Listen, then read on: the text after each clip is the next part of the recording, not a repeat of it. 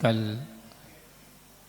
की कविता जो अपन पढ़ी थी, जिसका शीर्षक था नाटक,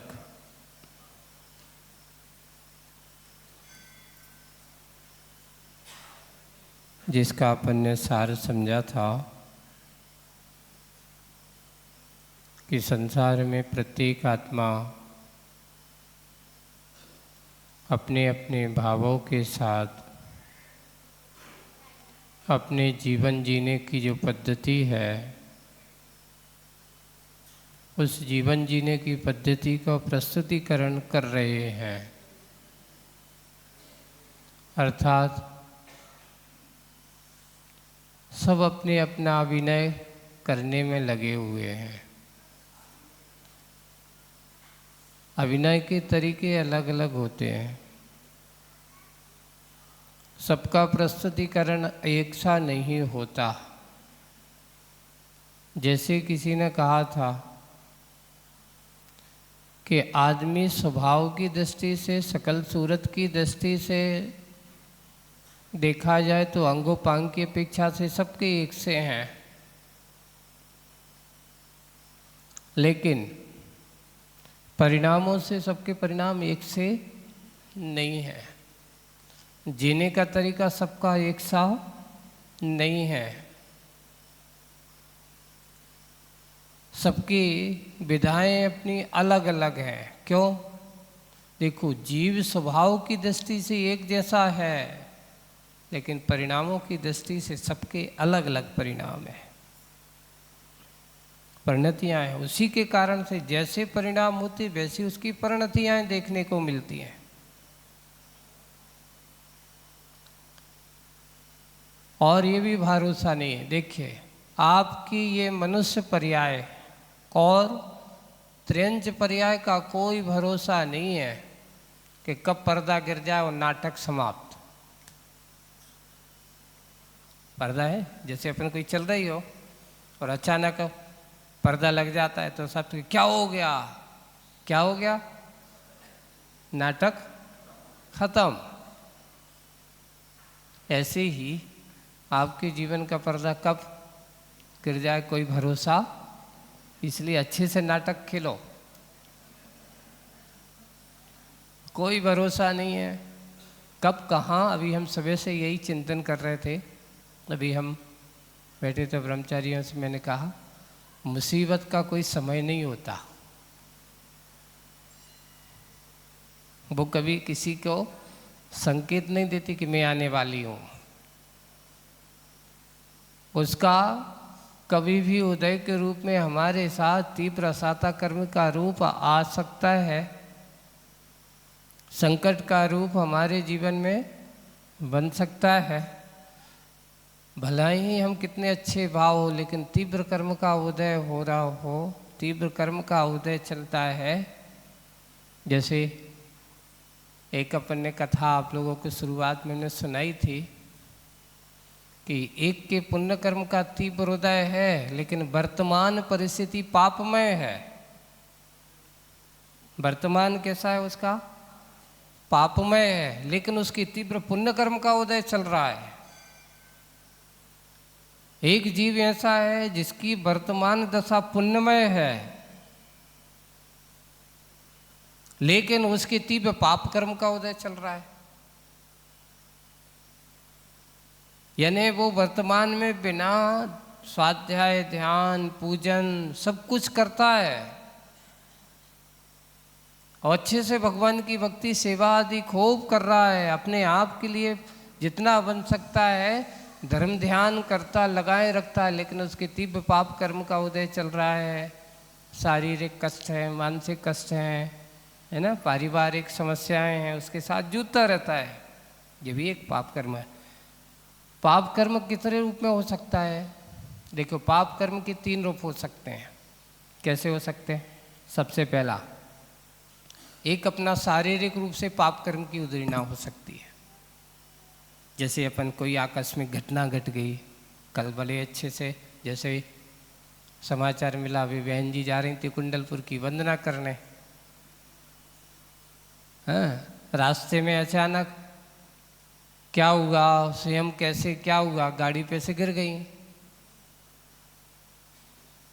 चोट लग गई। तो ये शारीरिक कष्ट कब कहाँ कैसे उदीर्णा के रूप में आ जाए, कोई भरोसा नहीं है। आप जा रहे हो, रास्ते में जाते जाते आपका पैर फिसल गया, आप गिर गए, निमित्त तो कुछ भी बन सकता है। एक व्यक्ति, महाराज मैं कुछ नहीं, मैं तो सीधा जा रहा था, एक पीछे से आया, एक मोटरसाइकिल, उसका बैलेंस बिगड़ा, जाकर उसने पीछे से ठोक दी। अब गलती हमारी कि उसकी? मैं उससे कहूँगी ना गलती तुम्हारी भैया, इसमें गलती अपने कर्म की है। इसको अपन के सामने वाले ने मार दिया महाराज, उसने नहीं मारा भैया, उसकी भी ऐसा कर्म हुआ, ऐसी बुद्धि हुई और तुम निमित्त कारण बन गए। ऐसी ही ये दिक्कत होती है। तो सबसे पहले पाप कर्म एक शारीरिक रूप में आ सकता है। मानसिक रूप में पाप कर्म का उदय कैसा, कि किसी के द्वारा मन में या किसी के संतापजन परिणाम से, किसी के अपशब्द कहने से ये पाप कर्म हमारे लिए उदीर्णा का कारण बन सकता है। इसको मानसिक भी कहा जाता है। और एक धनकृत है पाप कर्म का उदय, पैसा आदि संपत्ति आदि है मानसिक रूप से। और एक बाहरी ये धन संपत्ति, इसको लिए कहा गया कि कारण क्या है, तो इसमें कहीं ना कहीं हमने पुराना पुण्य कर्म का संचय हमारी सत्ता में नहीं है आज, इसलिए धनादि का सद्भाव लोगों के पास उतना नहीं है। एक व्यक्ति है वर्तमान में वो पूजन पाठ खूब कर रहा है, सब कुछ कर रहा है, पर इस प्रकार के कई शरीर से दुखी है, कोई मन से दुखी है, कोई धन से दुखी है। 3 प्रकार के दुख पाप कर्म के उदीर्णा के रूप में आपके सामने आ सकते हैं। लेकिन इधर 3 प्रकार के ये भी हो सकते हैं, सुख भी हो सकते हैं। एक शरीर से सुखी है, बढ़िया, किसी प्रकार का कोई रोग नहीं है। दूसरा वचन या कोई मानसिक रूप से भी प्रसन्न है, सब उसकी आज्ञा सर्वधारी करने के लिए तत्पर है, किसी प्रकार की कोई परेशानी नहीं है, और धन संपत्ति से भी कोई कमी नहीं है, आराम से सुकून से सब कुछ जो चाहता है वो प्राप्त कर लेता है। ये भी पुण्य कर्म का उदय। एक पाप के कारण, पाप के भी 3 रूप हैं, तो पुण्य के भी 3 रूप हो जाते हैं। पर इतना है, जैसे कि वो उदाहरण दिया जाता है कि एक भाई जो कभी भगवान की पूजन नहीं करता, भगवान की पूजन पाठ नहीं करता, वो तो बहुत संपत्ति में है, और एक भाई जो रोज भगवान की पूजन पाठ करता है, वो भगवान की सेवा आदि करता है, अच्छे से गुणगान करता है, वो थोड़ा दुखी है। कई लोग सोचते महाराज ये बात समझ में नहीं आ रही कि ये इतनी पूजन पाठ करता है फिर भी बहुत परेशान है, और ये कुछ नहीं करता, तो देखो। तो भाई पुराना पुण्य है, उसकी सत्ता में पड़ा है, वर्तमान में पाप में लगा हुआ है। उसमें दोनों भाई गए, रास्ते में जा रहे हैं, मंदिर दोनों चले, हुआ ये कि एक जा रहा है तो उसके पैर में जाकर के कील लग जाती है, खून ही खून बहना रहा है, और एक जा रहा है तो रास्ते में उसको स्वर्ण सी मुद्रा भरी हुई क्या मिल जाती है। लेकिन अंतर इतना है कि एक मन से जा रहा था, एक बेमन से। अब क्या करे जी, बार बार रोज रोज लगा रहता, तो चलो एक दिन इसके साथ चलते हैं, मानता नहीं है, चलते हैं। बेमन से जा रहा था तो उसको स्वर्ण मुद्रा मिल जाती है। वो जाकर के उससे कहता, देख तेरी पूजा पाठ कर भी को, और मेरा देख, मैं आज एक दिन अब मंदिर जा रहा हूँ तो मुझे क्या मिला, मुझे स्वर्ण की मुद्राएं मिल रही हैं, और तुझे क्या मिल रहा है, इतनी पूजन पाठ करता है, तुझे पैरों में कील लग रही है। अब सोच लो, तो उस भाई के मन में भी संशय हुआ कि बात तो सही तो कह रहे हो भाई, आज प्रैक्टिकल देख लिया है। लेकिन मन में संशय हुआ, जाकर के दोनों पिलते हैं महाराज के पास पहुंचते हैं।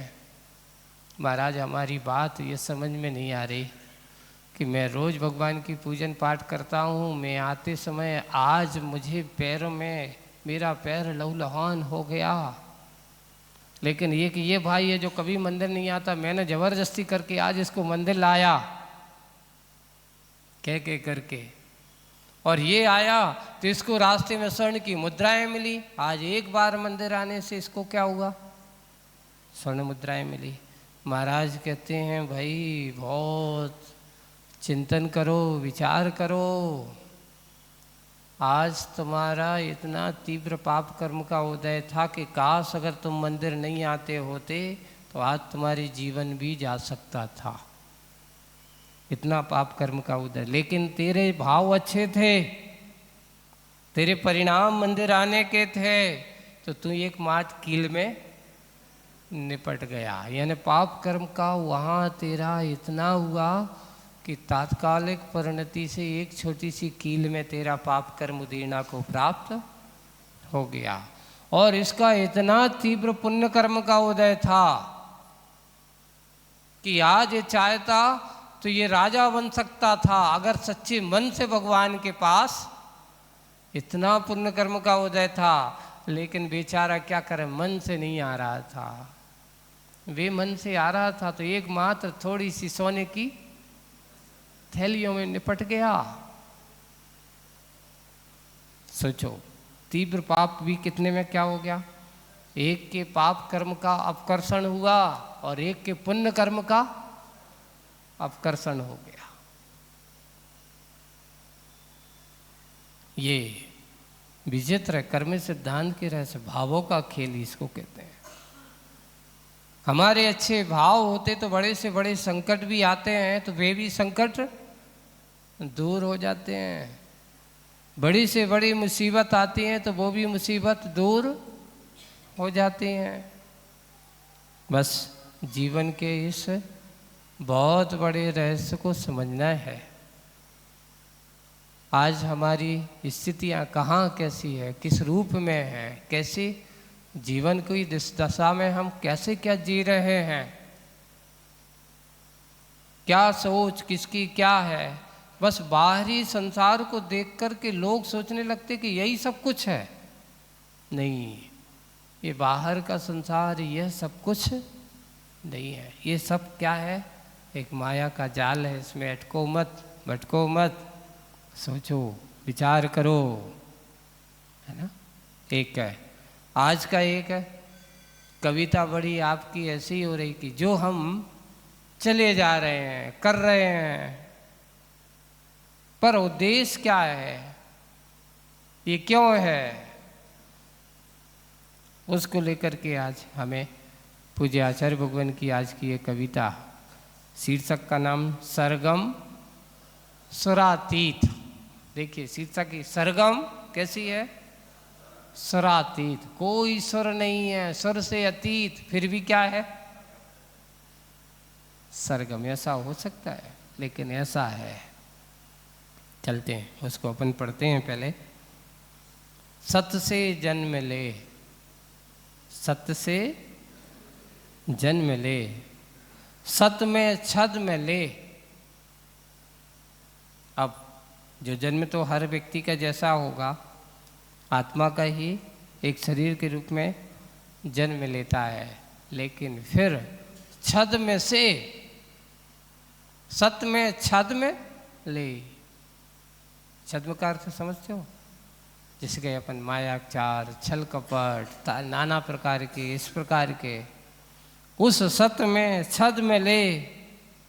हर्म धर्म हरदम होती है हो, हरदम खोती हो, कभी कभी अभाव के घाव पर मलहम होती हो। जहाँ है नहीं वहाँ पर मलहम हो रही है, जहाँ घाव है वहाँ तो मलहम नहीं हो रही। जहाँ अभाव के घाव पर जो सद्भाव है उसकी चिंता नहीं है, जो नहीं है उसके बारे में सोचा जा रहा है। वही है, कभी हरदम खोती हरदम होती है, हरदम खोती है, कभी कभी अभाव के घाव पर मलहम होती हो, सुरातीत भाव पर सरगम होती हो। ऐसे सुरातीत जिसका कोई सुर नहीं है, कोई आवाज नहीं है, वहाँ पर सरगम साज देने की बात हो। बताओ, साज की जब होता है, बिना स्वर के साज का कोई मतलब नहीं है। अगर स्वर है तो साज है, और साज है तो एक साथ संगीत की जो सुर लहरियाँ जो होती हैं, अकेले संगीत से नहीं, सुर से उसका संबंध होता है। इसलिए सुरातीत भाव पर सरगम होती हो।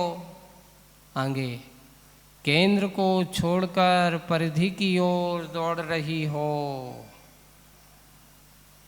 केंद्र को छोड़ करके, आप लोग जैसे अपन वो बनाते थे ना, प्रकाल से, या कुछ अपना व्यक्त बनाते हैं, या कोई गोल बनाते हैं, तो बिना गोल जब तक केंद्र ना हो, तो केंद्र के बिना उसकी गोलार्ध बन ही नहीं सकता। उसको एक केंद्र बिंदु तो चाहिए।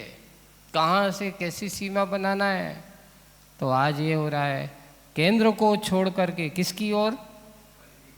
परिधि की ओर दौड़ रही हो, अनंत को छोड़कर।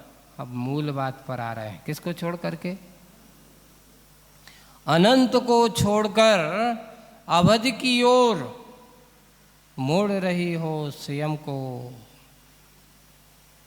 आपकी आत्मा अनंत काल से है, अनंत काल तक रहेगी और अनंत काल तक रहने वाली है। इसका कोई अंत होने वाला नहीं है। पर हमारी दौड़ किस में हो रही है? अनंत को छोड़कर अवधि। ये जो हमारा जीवन है, कौन कितने साल के लिए मिला है, कौन कितने साल तक रहने वाला है, कौन कितने साल तक जीने वाला है, इसको कहते हैं अवधियात्मक जीवन। ये शरीर की अवधि है, आत्मा की कोई अवधि नहीं होती। आत्मा तो अनंत है। उसको क्या हो रहा है? उसको छोड़कर, उस अनंत को छोड़कर इस अवधि की ओर मोड़ रही हो स्वयं को, अपने आप को मोड़ रही हो। ओ लहरों पर लहरें, रजत राजित गजरें, लहरों के ऊपर लहरें, रजत अच्छी सफ़ेद सफ़ेद, राजित उसमें ऐसी गजरें, एक के ऊपर एक, एक के ऊपर एक, जैसे माला के ऊपर माला डालते चले जाते हैं। जैसे आप कभी देखो समुद्र के किनारे देखो तो कितनी लहर के ऊपर लहर, लहर के ऊपर लहर, लहर के ऊपर ऐसे लहराते हुए, लहर के ऊपर रजत राजित गजरें, उत्तर दो इस ओर भेज का सरलिम तरलिम नजरें। थोड़ी सी अपने अंदर की नज़र को कहाँ ले जाओ? सरलिम सीधी सीधी, तरलिम बिल्कुल अच्छी दया से भरी हुई भीगी हुई, ऐसी नज़रों को थोड़ी सी अंतर की ओर भेजो। इस ओर उत्तर दो, इस ओर भेजकर सरलिम तरलिम नजरें। आज को कविता में कई लोग सोच रहे हैं कि महाराज क्या कहना चाह रहे हैं। यानी आपसे आचर्षी की ये भावनाएं हैं कि ये आत्मनो, आज तुम्हारी दौड़ किस दिशा में है? आप किसको निहार रहे हो, सत को कि असत को? दिख क्या रहा है? सत्य दिख रहा है कि असत्य दिख रहा है? देखिए, सत्य किसे कहते हैं और असत्य किसे कहते हैं? जो शाश्वत होता है वो असत्य है, और जो शाश्वत नहीं है वो क्या है? असत्य है। अब हमारी सही रूप रंग जो बाहर का है, ये सत्य है कि असत्य है? तो आचार्य जी कहते ये तेरा सत नहीं है, ये तेरा सच भी नहीं है, ये तेरा स्वरूप भी नहीं है, ये तेरा अपने आत्मा के अंतरंग की दृष्टि से देखा जाए तो ये तेरा रूप भी नहीं है। पर बाहर के रूप में हम क्या कर रहे हैं, सत में छद में ले नाना प्रकार के रूप रंग बनाते रहते हैं, नाना प्रकार के साज सवार होते रहते हैं, नाना प्रकार से इसका श्रृंगार अच्छे से करते रहते हैं, लाखों करोड़ों रुपया सिर्फ इसके ही श्रृंगार में लगाते रहते हैं। इसलिए कहा गया संसार में सबसे ज्यादा सत का नहीं असत का माया जाल ज्यादा है, असत्य का फैलाव ज्यादा है, असत्य की ओर मुड़ने का कार्य ज्यादा है। और जितनी भी भाग दौड़ है, जितनी भी आज यहाँ पर ये जो सब हो रहा है, ये सब असत का विस्तार है। सत में पूछना, सत में भाग दौड़ नहीं होती, सत को पहचानने में तो बिल्कुल शांत बैठ जाओ। बाहर से विराम करके अंतरंग की यात्रा की ओर जब तुम्हारी यात्रा होगी तो सत की यात्रा होगी। और बाहर की जो भागा दौड़ी है ये सत की यात्रा नहीं, ये तो असत की चहलकदमी है। हम सत की ओर आना चाहते, जब आप भगवान के पास आते हो और भगवान के पास बैठ कर के आंख बंद करके थोड़ा सा शांत भाव से कुछ मत सोचना, कुछ भी मत सोचना, किसी के बारे में मत सोचना, यहां तक कि भगवान के बारे में भी मत सोचना। शांत होकर के बैठ जाओ, बिल्कुल निर्विकल्प होकर के। आपको सत्य का अनुभव होगा, आपको सत्य की एक शांति की अनुभूति होगी। और तुम भगवान के सामने बैठे बैठे सोचोगे कि आज फलाने व्यक्ति का क्या होगा, उसको क्या करना है, आज यहाँ से जाकर के दुकान में क्या करना है, आज यहाँ से जाकर के ऑफिस में क्या करना है, आज कौन से ग्राहक को पटाना है ना, आज कौन से कैसे क्या। तो सोचो, हम सत्य के सामने तो बैठे हैं, भगवान के सामने तो बैठे हैं, लेकिन विचार कहाँ चल रहे हैं, ये ध्यान नहीं माना जाता। ध्यान उसे कहते हैं जहाँ किसी प्रकार का कोई रागात्मक विकल्प ना हो, देशात्मक विकल्प ना हो। इसलिए एक छद्म रूप कहा, सत का बाहर का ये जो रूप है, ये छद्म रूप कहा। इसके अंदर के कितने रूप होते हैं कोई भरोसा नहीं है।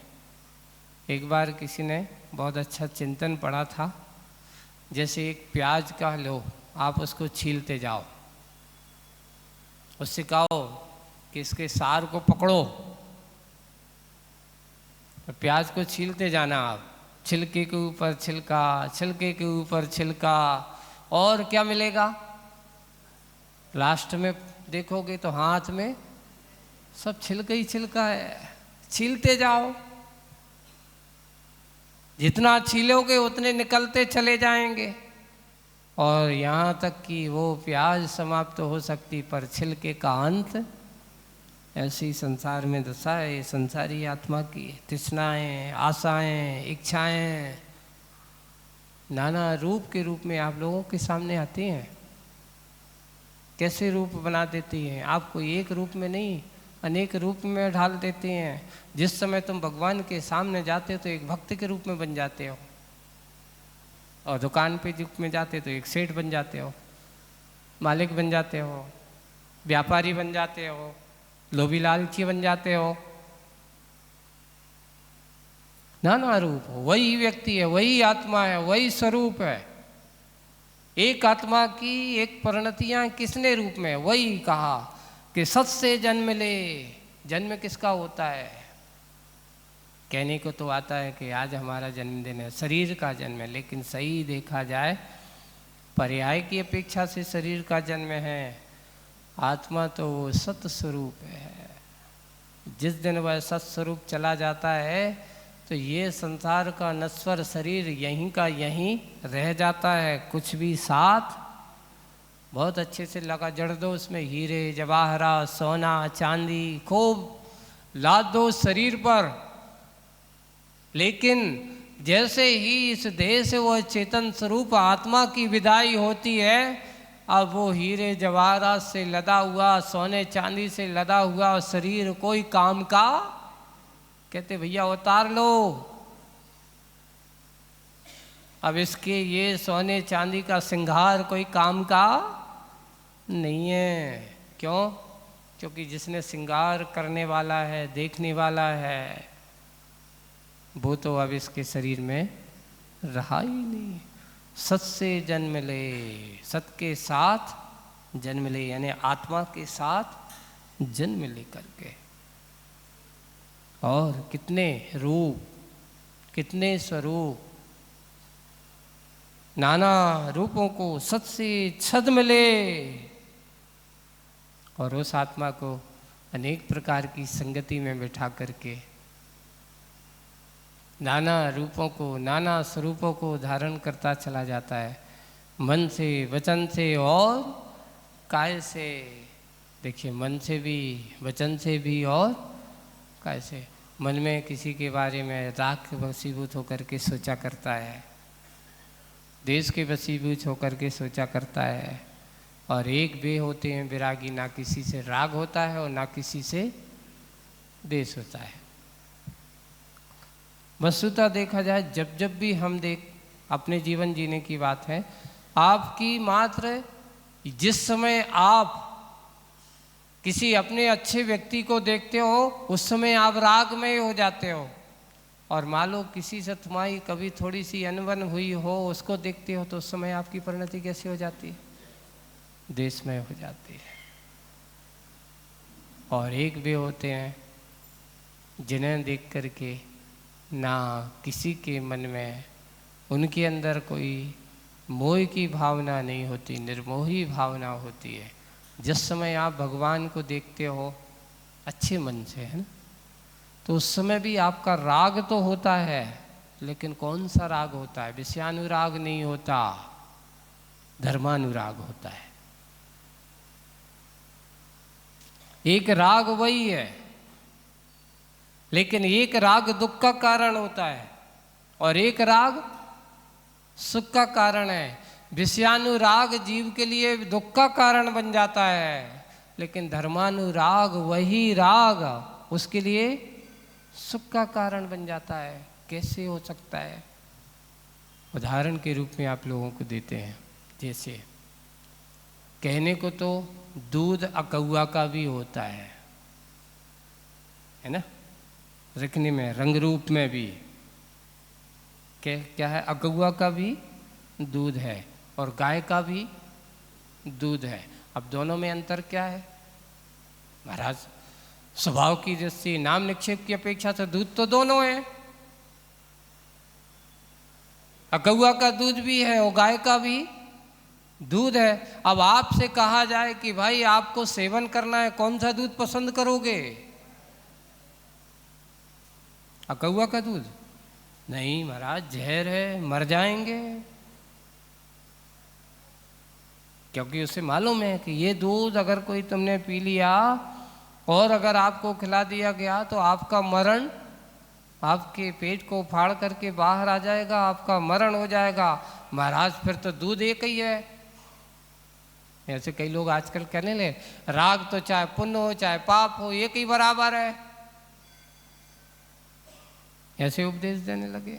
इसलिए राग ही नहीं करना। भगवान की पूजा करना भी पुण्य है, पुण्य से भी बंद होता है, तो नहीं करना भी पाप है। कुछ तो कुछ करोगे भाई। नहीं महाराज, हम तो कुछ नहीं करते, सब कुछ बिल्कुल शांत बैठते हैं ना। नहीं, आज संसार में तुम इतने शांत बैठे वाले नहीं हो। इसलिए करना तो पड़ेगा। कर्म भूमि के व्यक्ति को बिना करें कुछ भी मिलने वाला नहीं, मोक्ष भी नहीं मिलने वाला। यहाँ करोगे तो खाओगे, बैठे रहोगे तो पछताओगे। कर्म भूमि का सिद्धांत है। भोग भूमि एक अलग बात है। भोग भूमि में करने की कोई जरूरत नहीं, मन में इच्छा करो, सामने हाजिर है। और यहाँ ऐसा होने वाला नहीं है। मन में इच्छा है तो सबसे पहले आगे कदम बढ़ाओ, काम करो, पाओ। तुम कहो कि यहाँ मन में विचार आया कि भाई मुझे तो आज अच्छे से 56 प्रकार के व्यंजन से भरी हुई थाली आ जाए, तो भोग भूमि में होती तो जरूर कल्प वृक्ष से भर के भोजनांग नाम के वृक्ष से आपके पास आ सकती है। लेकिन यहाँ तुम अगर इच्छा करोगे तो सुबह से तुम्हें स्वयं चूल्हे में झुकना पड़ेगा, बनाना पड़ेगा, करना पड़ेगा, तब तुम्हें स्वाद मिलेगा। द्रव्य ला कर के देना पड़ेगा। हाथ पे कुछ मिलने वालों, इसको बोलते हैं कर्म भूमि। हम कर्म भूमि वाले ही यहाँ करोगे तो पाओगे, और नहीं करोगे तो कुछ भी हाथ मिलने वाला नहीं है। बस यही है आज की इस परिणति में। हमारा राग कौन सा हो गया, विषयानुराग है कि धर्मानुराग है। जैसे यकौआ का दूध ये विषयानुराग की तरह है, दुख का कारण है, सुख का कारण नहीं है। और गाय का दूध आदमी को पिला दो तो आदमी को, अस्वस्थ व्यक्ति भी स्वस्थ हो जाता है, वह भी अपने आप को स्वस्थ समझने लगता है। अकौआ का दूध पियोगे तो दुख का आमंत्रण है, और गाय के दूध का सेवन करोगे तो सुख का आमंत्रण है।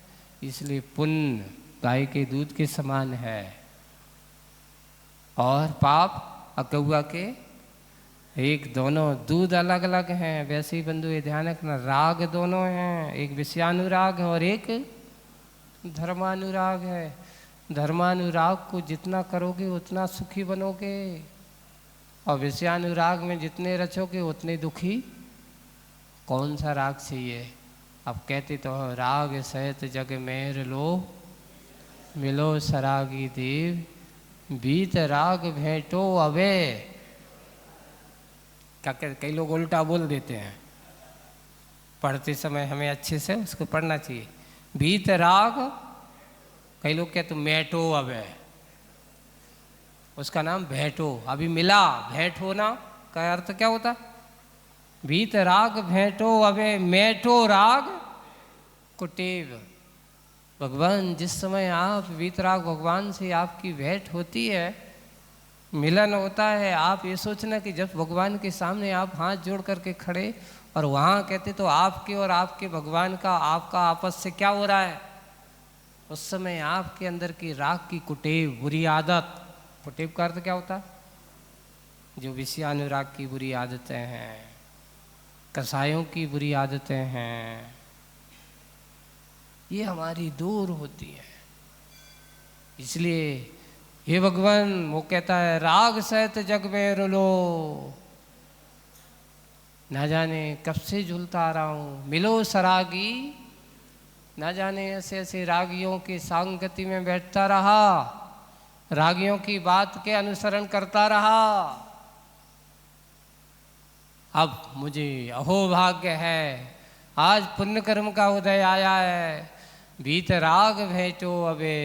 हे भगवान, आप जैसे वीतरागी भगवान से मेरी आज क्या हुई है? भेंट हुई है। और भगवान ये निश्चित है कि अब मेरी क्या होगी? जो अनादिकालीन राग की कुटेव है वो क्या होगी? मैटो राग कुटेव।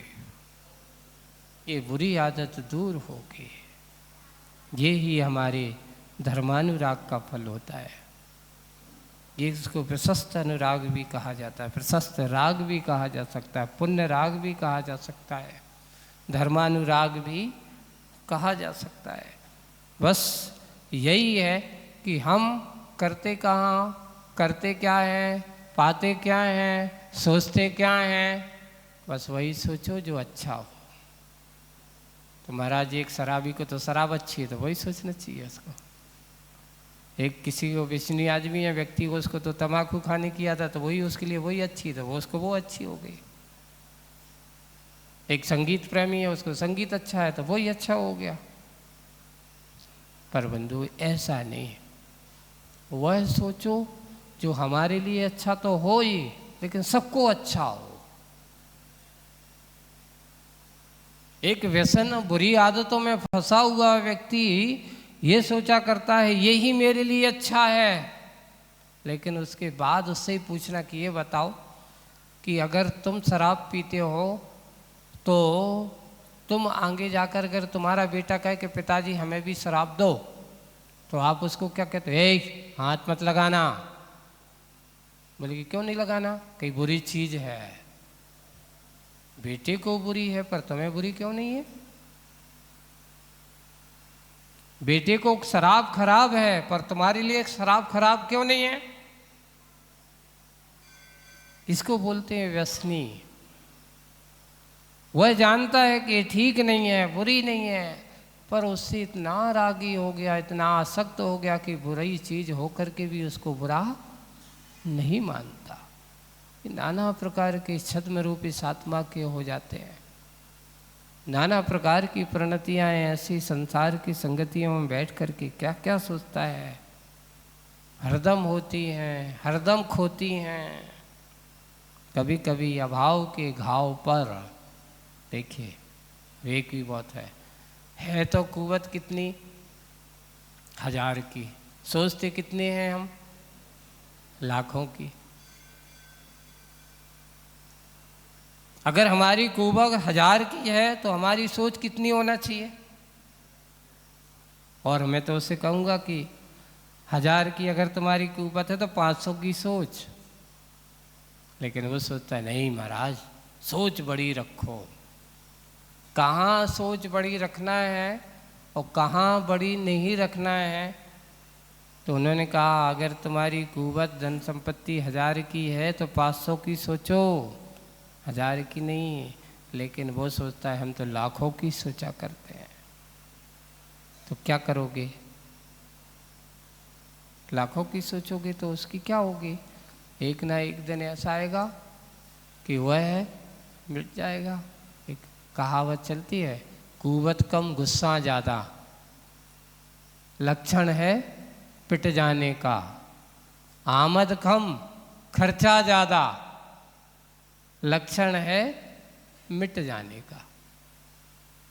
अगर हमारे पास शक्ति सामर्थ्य जितनी है उसके अनुसार हम करते हैं तो वही है। कुवत कम और उससे ज़्यादा गुस्सा मत करो, जोश में मत आ जाओ। पर होता क्या है कि हम जोश में आ जाते हैं और ऐसे ऐसे शब्द भी बोल जाते हैं, इस प्रकार के कहने लगते हैं कि सामने वाले व्यक्ति की शक्ति का सामर्थ्य ना करके उससे बढ़ जाते तो पिट जाते हैं। ऐसा है। वैसे ही दूसरे क्षेत्र में, व्यवहारिक क्षेत्र में, आपकी आमदनी अगर 1000 की है तो खर्चा कितना करना चाहिए? 2000। खर्चा है अगर 1000 का तो खर्चा 500 करो, आधा बचा के रखो, कम ही करो। तो आपको क्या होगा? शांति का अनुभव होगा। खर्चा ज़्यादा होगा, सोच ज़्यादा होगी, तो वह सोच आपके लिए मुसीबत का कारण बन सकती है, दुख का कारण बन सकती है।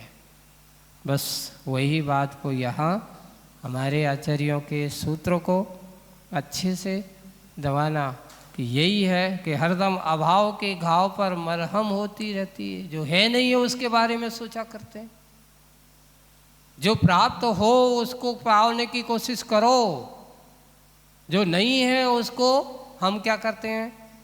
पाने की कोशिश करते हैं। मलहम वहाँ लगाओ जहाँ ज़रूरत है, लेकिन जहाँ ज़रूरत नहीं है, किसी ने पूछा है कि देखिए इसके लिए ज़रूरत है या इसके लिए ऐसी आवश्यकता है दवा की, बोले कि दवा दे दी। पर इतना है कि उस दवा को जब तक तुम लोगे नहीं तब तक तुम्हारा निदान भी होगा नहीं है। पर ऐसा भी नहीं है, कई लोगों की आदतें होती हैं कि वो क्या करते हैं, उनने जो पढ़ लिया लकीर के फ़कीर बन जाते हैं। एक बहुत अच्छा एक बार एक जोक पढ़ा था अच्छे से कि एक व्यक्ति को सिर में दर्द हुआ। किस में दर्द हुआ? सिर में दर्द हुआ। तो उस समय पुराने समय में एक पेनजान की टिक्की आती थी, है ना, दवाई गोली। अभी भी आती है कि नहीं आती? अभी है पेनजान, पेनजान करके।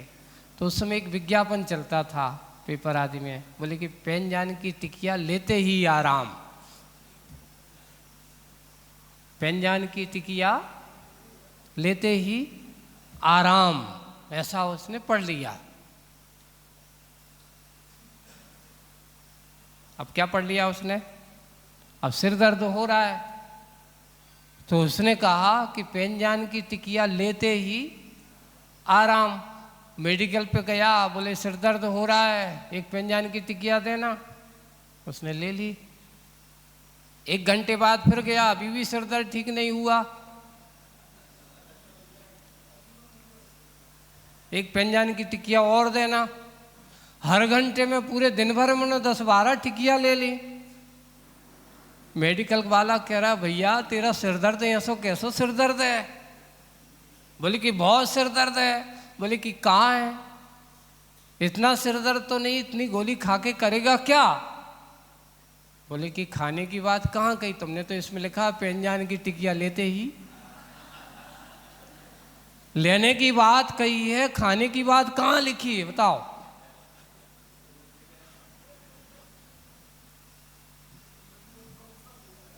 लकीर के फकीर है। उसने लेने का अर्थ क्या कर लिया? खरीदना। उसका अर्थ लेने का अर्थ क्या था? टिकिया को, है ना, अगर खाओगे तो सिर दर्द बचाओगे और लेते जाओगे तो क्या होगा? आजकल यही दशा है। लोग सिर दर्द बुलाते हैं, सिर दर्द मिटाते नहीं। कैसे? एक पे अच्छा काम चल रहा है, सुकून से जी रहे हो, पैसा आ गया, मन में विचार आता है एक काम करो, थोड़ी सी और ले लो। अब सिर दर्द कम होगा कि बढ़ेगा बताओ? पैसा आता है, परिग्रह बढ़ता है, और परिग्रह बढ़ेगा तो आदमी का क्या बढ़ेगा? सिर दर्द कम होगा, शांति क्या होगी? और सिर दर्द बढ़ाता है। इसलिए कहा गया पैसा और परिग्रह जितना हो उसमें संतुष्ट रखो, बढ़ेगा आपका जीवन क्या होगा? नियम से। इसलिए उतना ही होना चाहिए जितनी कुव्वत हो, जितनी सामर्थ्य हो उतना ही अपने पास होना चाहिए।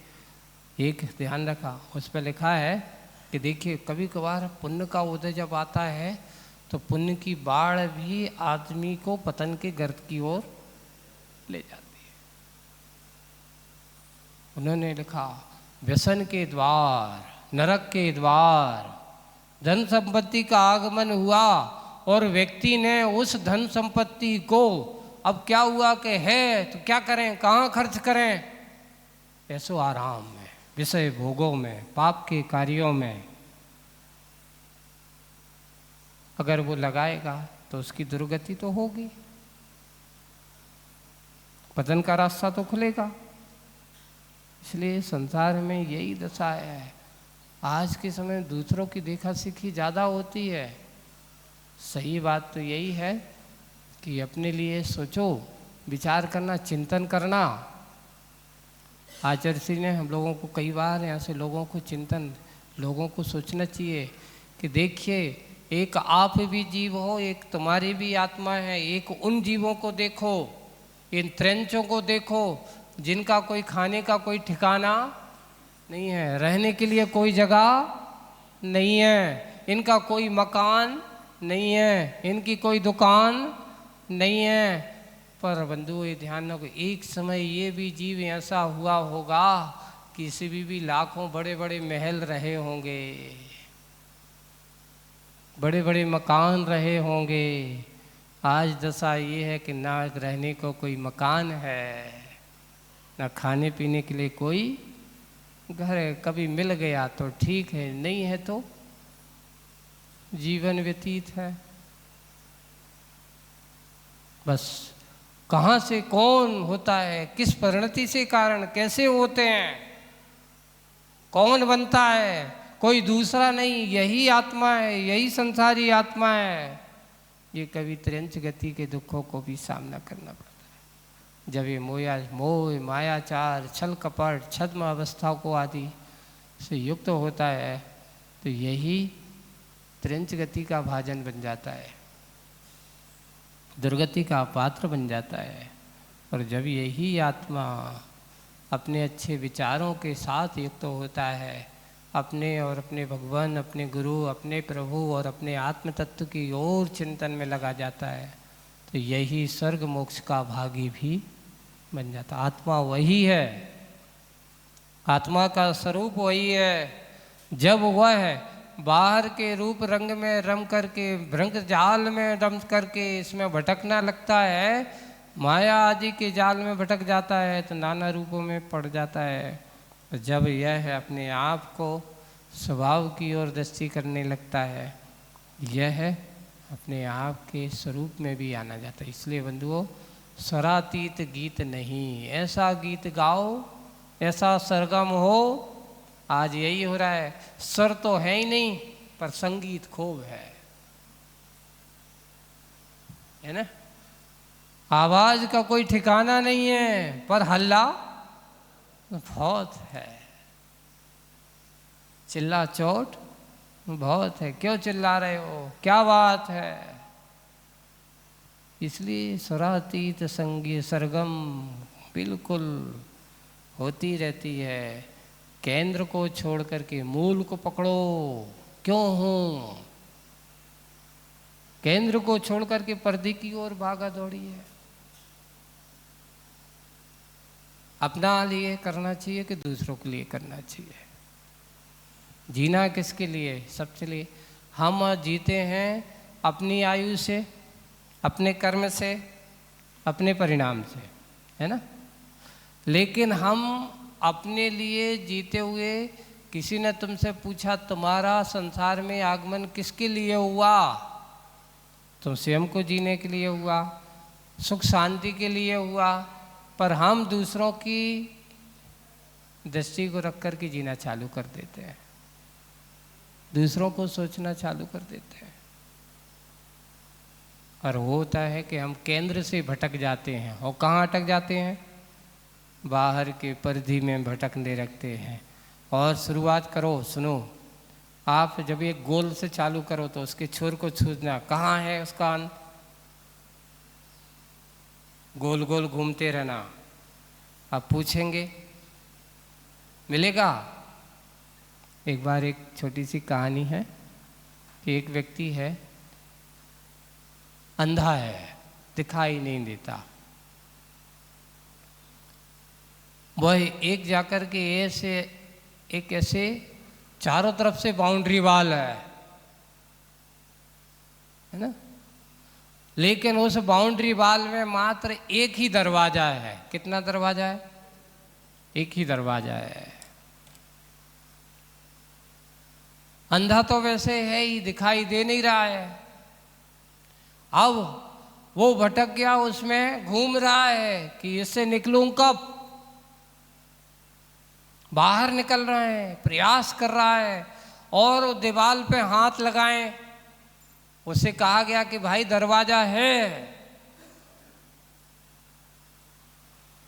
तुम्हें निकलने की मात्र एक ही साधन है। वो व्यक्ति अब उसमें भटका है, हाथ लगा करके जा रहा है, जा रहा है, जा रहा है। जैसे ही दरवाजा आता है तो कहीं ना कहीं उसकी सिर में खुजली होने लगती है, कहीं पैर में कुछ हो जाएगा। जैसे ही दरवाजा आएगा उस समय उसका कुछ होने लगेगा, और 2 कदम आगे बढ़ेगा, दरवाजा निकल जाएगा, फिर भटकता रहता है। बंधु, ऐसा होता है, ये ध्यान रखना। जिस समय मौका मिलता है उस समय ना जाने ऐसे कौन सी तीव्र कर्म का उदय आएगा आप अवसर मिल करके उस अवसर का लाभ नहीं ले पाते। बिरले जीव होते हैं जो मौका मिल करके उसका अवसर का लाभ ले पाते हैं। उससे ऐसी ही संसार की दशा है। बिल्कुल उन्होंने उसका चित्रण करते हुए उस कहानी का सार भर बताया कि संसार में संसारी आत्मा भी जब इसको मौका मिला दरवाजे से निकलने का, तभी कहीं ना कोई बहाना बना देगा, कोई समस्या आ जाएगी, कुछ ना कुछ ऐसा कह देंगे, महाराज मौका तो था, ऐसा करना था, ऐसा हो जाता, मैंने तो सोचा था कि ऐसा करना है, लेकिन ये समस्या आ गई। हो कर्म का उदय उससे निकलने नहीं देता, और जो निकल के आ गया सोच लेना उसका सौभाग्य है, पुण्य कर्म का उदय है, जो इस मौके से दरवाजे से निकलने की, संसार की इस चार दीवारी से निकल कर के बाहर अपने आप को निकाल पाया है। यही है अनंत की दौड़ छोड़ करके अवधि की ओर हम सीमित परिग्रह, घर परिवार इसमें ही अटक गए। अनंत आपकी आत्मा की शक्ति कितनी है, आप अनंत शक्ति के धाम हो, छोटी मोटी शक्ति वाले, पर हम इस बाहर की मर्यादा की सीमा में बैठ कर के सोचते रहे अब क्या करें, हम तो कुछ नहीं कर सकत, हम तो बंध गए, हमें तो बांध दिया, ऐसा के करके अपने आप को वह मन मार करके बैठ जाता है। यही है संसार की विचित्रता। आज के इस कविता में आचर्षी का यही है कि संसारी आत्मा की दशा कहती है, बोले स्वरातीत सरगम जैसी, इसके पास सुर तो कुछ नहीं फिर भी सरगम लगा है, धुन में जी रहा है। बिल्कुल दशा यही है, स्वरातीत सरगम जैसी। यही उसकी कविता का सार है। आज बस इतना ही। बोलिए परम पूज्य आचार्य गुरुवर श्री विद्यासागर जी महाराज।